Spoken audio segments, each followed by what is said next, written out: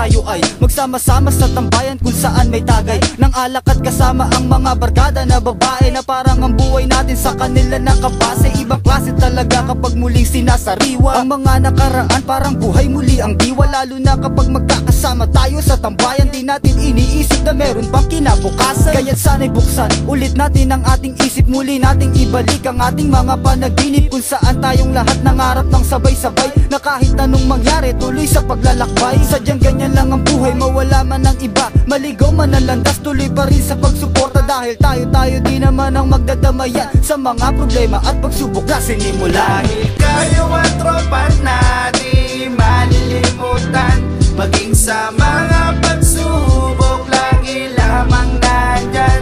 Sa kahit anong problema, laging nagdadamayan.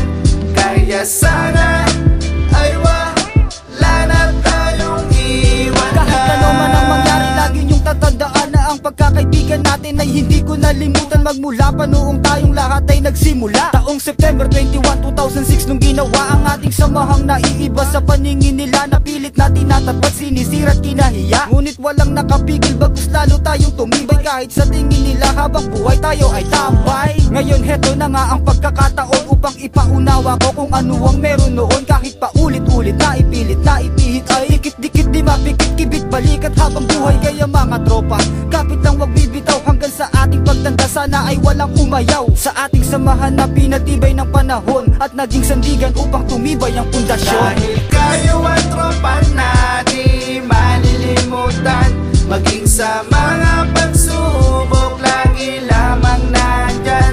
Sa kahit anong problema, laging nagdadamayan. Kaya sana ay wala na tayong iwanan. Kayo ang tropa at kaibigan, kapatid na lagi kong maaasahan.